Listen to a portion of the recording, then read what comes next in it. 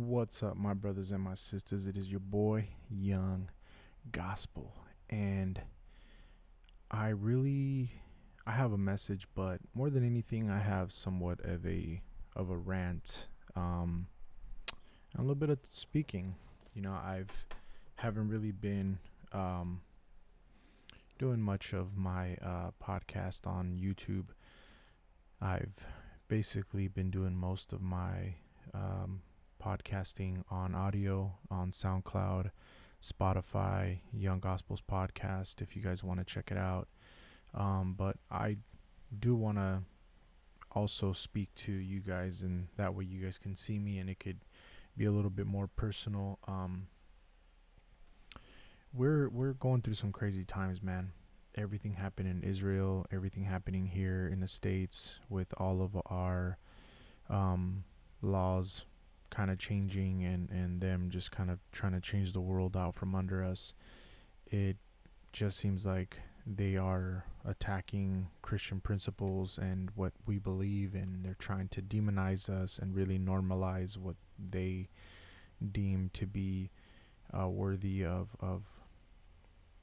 being put into law and being able to practice something that we know inherently isn't good for our country. I think we've seen it. It's been tested in other countries throughout the world, and it has not worked at even the most basic level. But we're men, and we're biblical men, and biblical men do not back down. Biblical men are not afraid of laws. We're not afraid of tyranny. We're not afraid of government.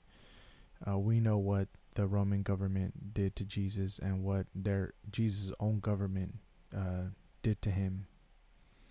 We know that the Pharisees and Sadducees set out to crucify Jesus, and they took him to Pilate, and Pilate, even though found no blame in him, he gave them an opportunity to either release Barabbas or Jesus himself, and they chose Barabbas.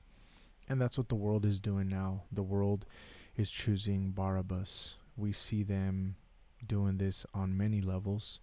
We see them trying to undermine Christian principles. We see them trying to undermine Christian churches. I mean, the pastor in Canada was just arrested for trying to have an open service without these restrictions that they have right now in place.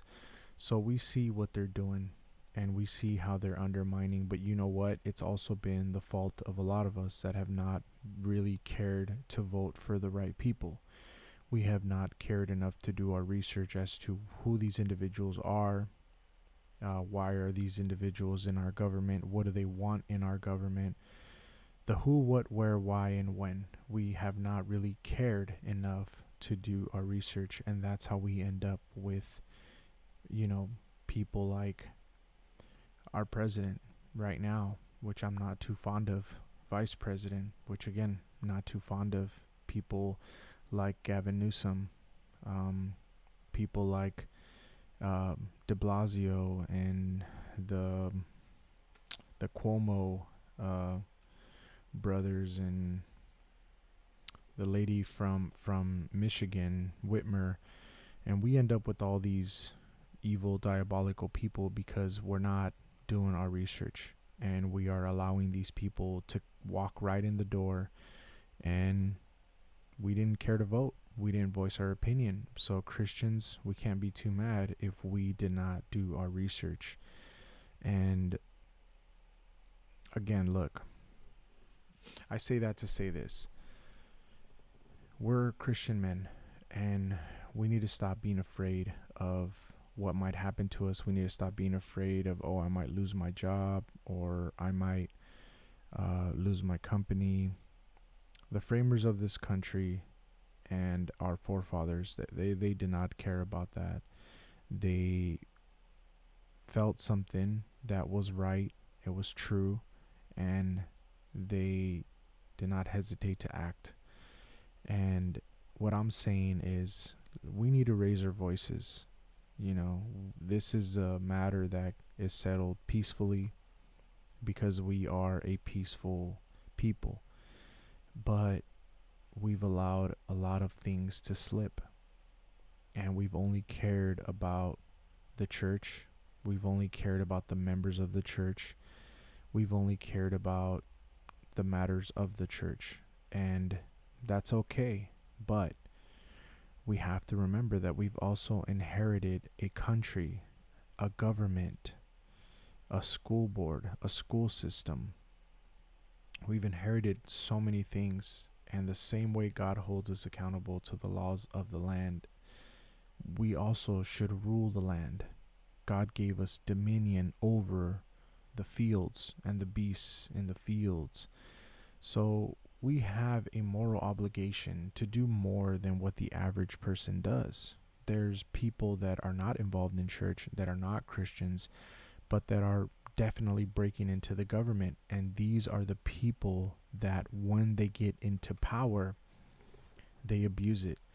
When they get into power, they have no problem voting against Christian principles. They have no problem abolishing Christian law. They have no problem with it, because these are people that are power hungry. These are people that are not in it for the right reasons. So those are the people that, as Christians, we need to do our homework. We need to question these people. We need to go up to these people and say, hey, civilly, what do you believe in? Why do you want to run for office? Why are you in office? Why should I vote for you? Do you believe in this? Do you believe in that? I mean, we really need to ask these people, what do they believe in? And you'd be surprised if you go up to somebody very peacefully, very morally, very ethically, and say, hey, just want to talk for a few minutes. Can I get a few moments of your time? And their responses are going to tell you a lot.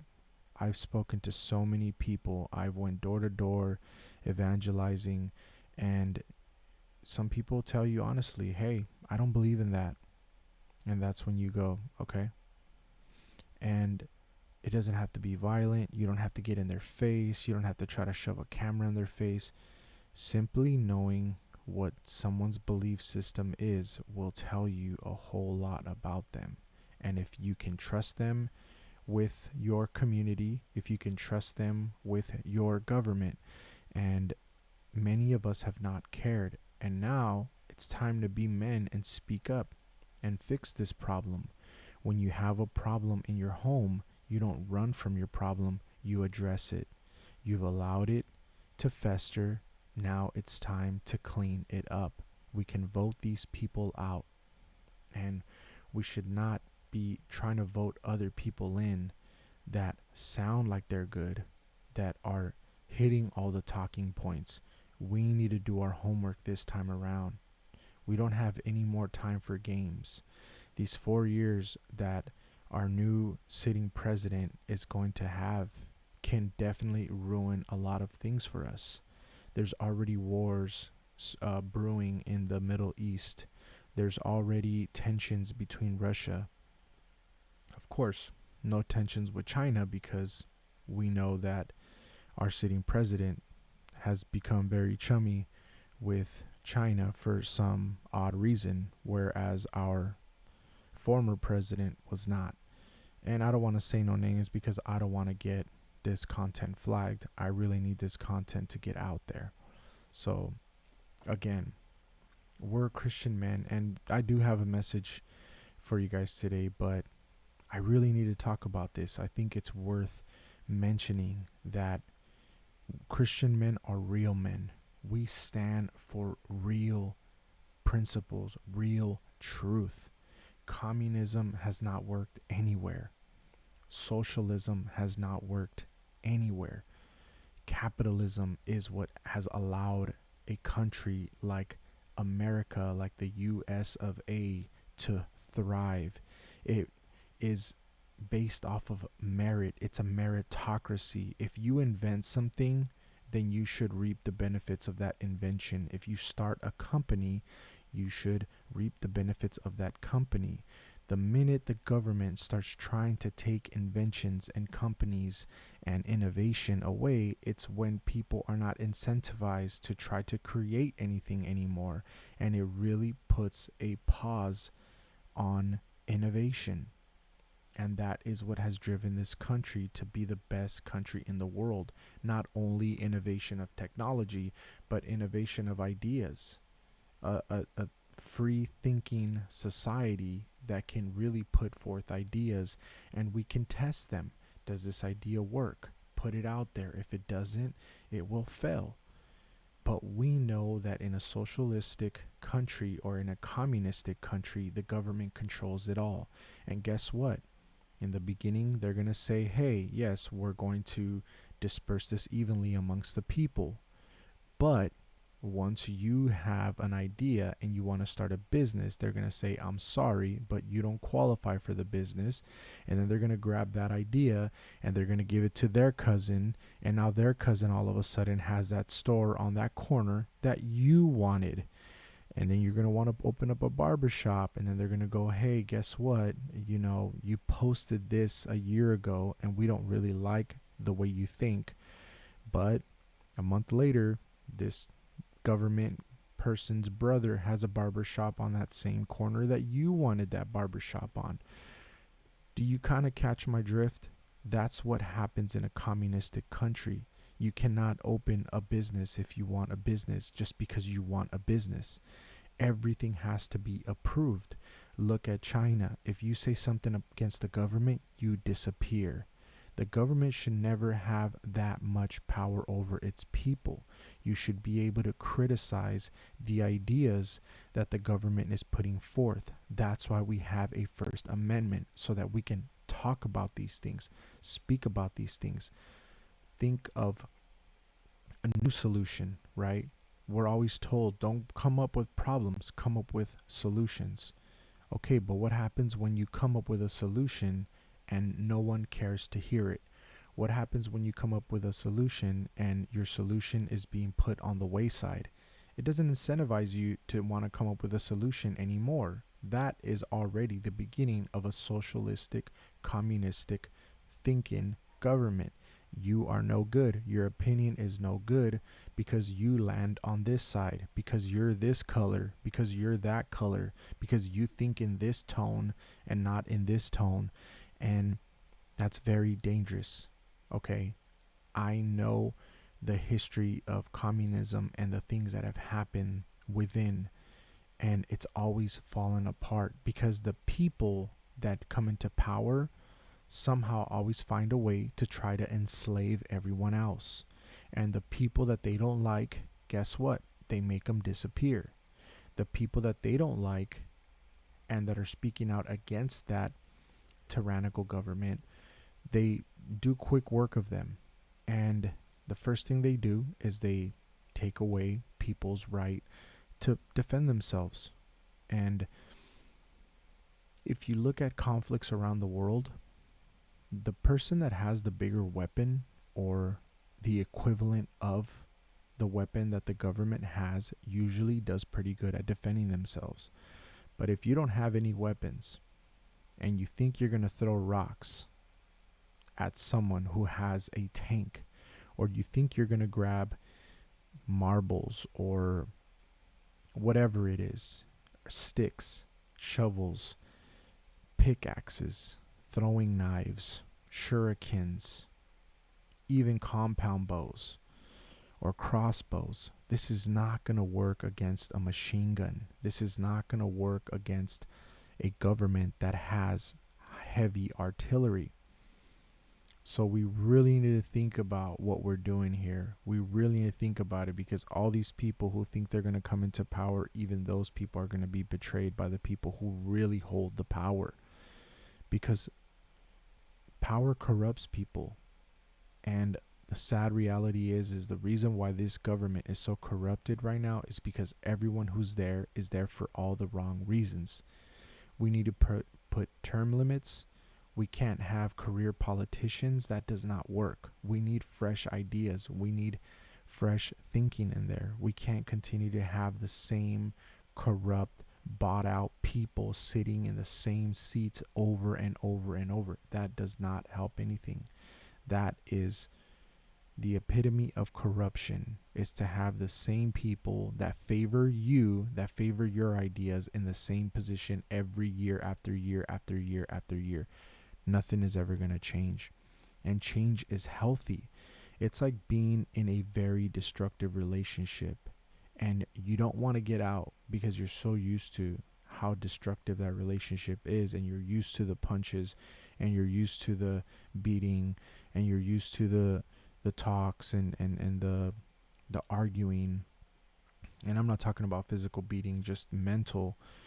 And but the moment you get out, you feel like there's this huge weight lifted off your shoulders. And there's so many people right now in New York that need to try out a new governor, a new mayor. There's so many people in California that need to try out a new governor, a new mayor. And even if it takes voting in someone with the opposite thinking, sometimes that is what works. That is what revolutionizes and helps create change. But if we keep voting the same people in year after year, or we just don't care, we don't pay attention, we will end up in the same situation over and over.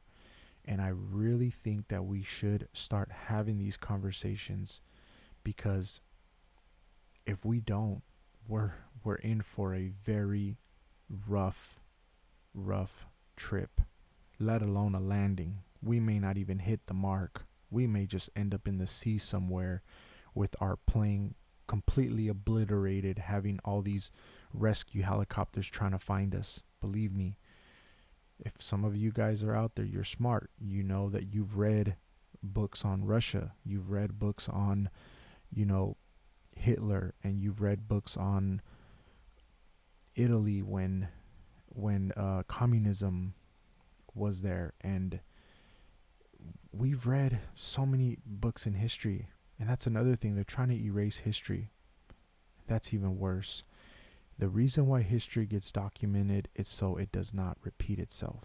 That's why history gets documented, so we can learn from it, so it can change us, so we can understand we cannot make these same mistakes again. But people don't want to hear that. Why? Because for some people, it's going to be very convenient to change the stories for our future children, because they don't want our future children to know how evil they were. See, the devil was really cunning, and the devil was able to do this with certain Bibles and certain denominations.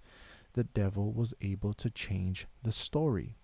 What happens when someone adopts the wrong story? They have an extreme ideology. They have an extreme viewpoint. Christianity is not supposed to be extreme. It may seem extreme to those that don't agree with it, but for people that don't agree with anything, everything's extreme. But to want good for your neighbor is not extreme. To love one another is not extreme. To be tolerant of one another is not extreme. To not want to hate, to not want to steal, to not want to murder, to not want to covet your neighbor's wife, to not want to commit adultery, to not want to commit fornication, to not want to have another God before the one and only God is not an extreme viewpoint. It is a very normal thing for a Christian who's not going to try to hurt his neighbor, who's not going to try to take his neighbor's wife, who's not going to covet his neighbor's belongings. These are not extreme ideologies. These ideas keep peace in a community. They keep peace in your life, and they keep peace in your neighbor's life. Your neighbor is going to be happy that he has a Christian living next door, because he's not trying to break into your house. He's not trying to steal your wife. He's not trying to take what you have. People need to stop being standoffish with Christians. We are not out to hurt you. And I get it. There's evil people everywhere. There's Christians that mess up. None of us are perfect. We are all fallen short of the mark. And as Christians, we would say we have all fallen short of the glory of God. But we have to keep trying. And people need to stop being afraid of a Christian viewpoint, because it is what has kept peace in this country for the whole time this country has been around. So, excuse me, I digress. So I will go with what I was going to talk about today. So I have a pretty cool passage here today.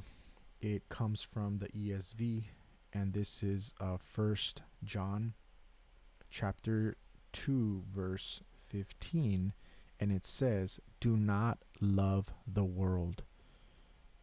Do not love the world or the things in the world. If anyone loves the world, the love of the Father is not in him. For all that is in the world, the desires of the flesh and the desires of the eyes and the pride of life is not from the Father, but it is from the world, and the world is passing away along with its desires, but whoever does the will of God abides forever."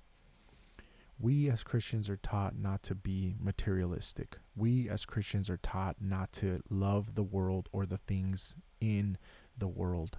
Why? Because these things are passing away. Materials rot, they collect dust, they rust, nice valuables get stolen, thieves break in and steal. Money comes and goes. A lot of times it creates more problems for families who leave, a big chunk of wealth behind, because then everyone's fighting for it. All the kids want it. No one can agree on who gets what. And at the end of the day, it just separates families. Money is for people who understand it, who understand its value, who understand how to use it. But too many people fall in love with money. And money in itself is not bad. It is the love of money that is the root of all evil, not money in itself. Too many people who don't have money, who end up with money a little too quick, those are the people that money actually backfires for, and it becomes a curse in their life because they've never had that much money at one time, or their love for it is too strong, but it will eventually destroy them. So we know here that, First John, it tells us very, very simply, for all that is in the world, the desires of the flesh and the desires of the eyes and the pride of life, it is not from the Father, but it is from the world. Jesus calls us to be from the Father. Jesus calls us to understand exactly what he is trying to tell us. And what he is trying to tell us is to not love the world or the things in it, because the end is going to come for all of us. And when it does, none of these things are going to matter. If you spent your whole life chasing after money, then you're going to regret not chasing after your family or your kids. If you spend your whole life trying to chase after your career, then you will find that the most important things that were free, which was love, friendship, peace, were all there the whole time, but you wasted your whole life chasing a career that at the end did not satisfy you. It did not give you peace. It did not bring you joy. All it brought you was deceit, destruction, and now regret. The most important things in life are already there with you. It is peace. It is love. It is joy. It is happiness. And it is family. All of these things are free. You don't have to pay to have a family. You don't have to pay for love. You don't have to pay for peace. You don't even have to pay for understanding or knowledge. It's all free on the internet. The Bible is free wherever you go. There's a Bible at every hotel. These things are free, and they're free for you to enjoy. But not too many people want to tap into these emotions. They're free emotions that you have inside of you. You can feel mad, but you'll pay the price for that. You can feel jealous, but you'll pay a price for that. But you won't pay a price for love. You won't pay a price for kindness, because the type of love that God tells us to give is unconditional. It doesn't have a condition. I'm not going to love you because you love me back. I'm not going to love you because you did something good for me. I'm going to love you because it is a commandment. I have to love you. You are my neighbor. I have to have neighborly love for you. We need to help each other. We need to be good to each other. These acts, it is better to give than to receive. I've always been told that, and I did not understand that until I actually started giving. That's when I felt the best. That's why so many millionaires, once they become millionaires and they get depressed, they give a lot of their money away to charity. But the reason why they're doing that is not because they're trying to be good. And it's not because they're trying to get clout or because they're trying to get more famous than they already are. It's because that lesson comes at a very late time for a lot of them, and they realize that if they give, it actually makes them feel better and makes them feel consolidated as a human being. We're all, this is all instilled inside of us, just that a lot of us are not. We're so self-centered that we don't exercise this very simple, soothing, and rewarding feeling that is called giving. Sorry, this action that is called giving. And you can give your love to someone. You can give your friendship to someone. You can give help in many ways to people. Your time. You can take out the trash for your neighbor. You can put the trash cans back in for your neighbor if he left them out.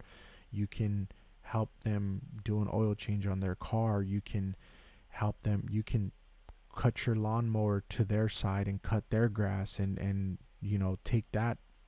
uh, take that task off of their shoulders. But so many of us don't care. We want the neighbor to fail.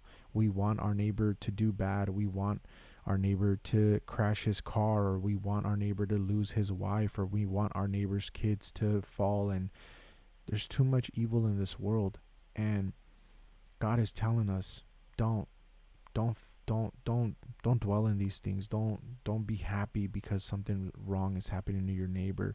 Don't desire the things of the flesh. The flesh is so weak. The flesh wants to eat. The flesh just wants to feed itself. The flesh sees a burger, it wants it. The flesh sees someone attractive, it wants it. The flesh sees alcohol, it wants it. The flesh sees fun in a very bad way, whether it be drugs or partying, and it wants it. The desires of the flesh are evil. That's why we have to kill this flesh daily. The Apostle Paul says, kill the flesh daily. What does that mean, kill the flesh daily? We need to repent, and we need to ask God every day for guidance as to how we're going to live our lives, how we're going to walk, how we're going to change, how we're going to change ourselves, how we're going to change our country, how are we going to talk to other people with respect to get them to see things in our way, and even if they don't accept it, but at least we got the message across respectfully. There is so many things and so many ways to talk to people, but nowadays we just want to be mean and evil to each other. We want to be vulgar. We don't want to tell somebody. We don't want to discuss something. We just want to throw our 2 cents out there and run. And if they get offended, oh well. That's not the Christian way. We need to have dialogue. We need to have open discussion. We need to have debate, but we need to do it respectfully. There's too many people out there disrespecting people. You're never going to win anybody over like that. Respect is the foundation of a conversation. Respect is the foundation of how to get people to change. You change people with respect and love. And you help people even if they don't help you. You help people even if they're evil to you. The Bible says to pray for your enemies. The Bible also says that it's very easy to say hello to those that you like, but very hard to say hello to those that you don't like. So the Bible calls us to follow 2 sets of laws: the laws of God and the laws of the land. Christians are held to a way higher standard than the average person. The average person doesn't have to care about your wife. The average person can hit on your wife. The average person can covet your wife. The average person can covet your daughter. The average person can covet your car. They can want to break into your house the moment you're gone. They can try to make passes at your wife the moment you're gone. But you know what? A Christian cannot do that, because Christians are held to a higher standard. And if you are not living up to these standards, then I'm sorry to tell you, but you are not a Christian. You are not a Christian if you are not holding yourself up to these standards. If you, for a moment, think about all of the laws that Christians are held accountable for, it is hundreds. And the average person doesn't have to care about this. And I'm going to tell you this, and I'm going to close with this because I've went on a rant, and I know that I did, but it's okay because this is conversation, and this is what we need to be doing, and this is how we change the world. We start changing the world with conversation. We start changing the world with ideas, and we cannot be afraid of putting our ideas out there because someone might be offended. Oh well, people are offended every day. Every day a new Karen is born. Every day, I mean, a new Ken is born every day. So let's not worry too much about people being offended. But I'll close with this. The passage at the end, if you read it, it says, "But whoever does the will of God, whoever does the will of God abides forever." If you, if you do the will of God, you abide with him forever. It is not easy to do the will of God. Christianity is like a martial art. We start off as white belts, and we learn the basics, and we practice the basics, and we fall doing the basics. But as we get better, we start reaching different spiritual levels to where the enemy, we're on his radar now. The enemy is not on, you're not on the enemy's radar if you're not a Christian. He already has you. You're already pinned. You are that white belt. You are that guy that comes into the gym and you think you're going to take on a black belt, and he just rolls you up and puts you in a chokehold immediately, and you did not even last 10 seconds. When you become a white belt, you start getting on the enemy's radar. But as you climb up belts, you are definitely on the enemy's radar because now you know more. Now you have more knowledge, and knowledge is power, and now you can actually change people, and now you can talk to people, and now you're not afraid to express your ideas because you've thought them out, you've shaped them out, you've rounded them out, you've trimmed them up, and you've tightened them up. And that's what Christians need to be doing. We need to be refining our ideas, and we cannot be afraid to share our ideas. And as long as we do the will of God, we will abide in him forever. Does this mean we're perfect? No. Does this mean we're going to wave at everybody? No. Does this mean we're going to help every time? Does this mean we're always going to be in a great chummy or chippy mood? No. We're not. We are human beings. We have our own issues. But should we be striving for perfection? Yes. Should we be striving for a better tomorrow? Yes. Should we be loving our neighbors? Yes. Should we be respecting our neighbors? Yes. Should we be putting the word of God out there? Yes. That is the main function of a Christian, is to get the word out to the world. We are supposed to make disciples of nations, not believers. We can try to make people believers, but definitely we're supposed to make disciples of nations. And I told God, I'm here, Lord. I will do whatever it takes. And I hope that with this podcast, I can take it to the world.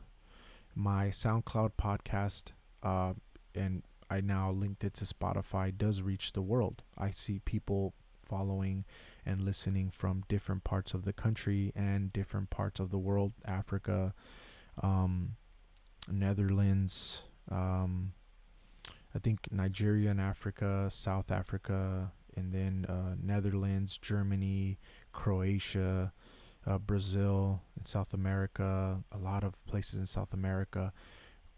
I encourage you, to start a podcast and get the word out there. We don't have to take flights anymore. We don't have to be super wealthy and fly to all these places with helicopters and planes. We can do it out of the comfort of our own homes. I mean, it's somewhat of a lazy way, but if God is going to offer this technology to us, we should take full advantage of it. And I'm going to start a new series called from a boss to the cross. So I'm going to start interviewing some people that, you know, were living that lifestyle in the world, and God found them, you know, and it's going to be beautiful. I mean, these are going to be great testimonies, and I hope you guys enjoy that. That's going to be coming soon. But for now, I mean, that's all I have, and I hope that this rant wasn't too crazy or too long. Or but anyway, comment, subscribe, like, do all those things, because there's more to come. There's more to come. I'm on fire, and we need to be on fire for the Lord, because the end is near. Whether it's your end, whether, you know, something happens to you, or whether God does decide to come. So anyway, God bless.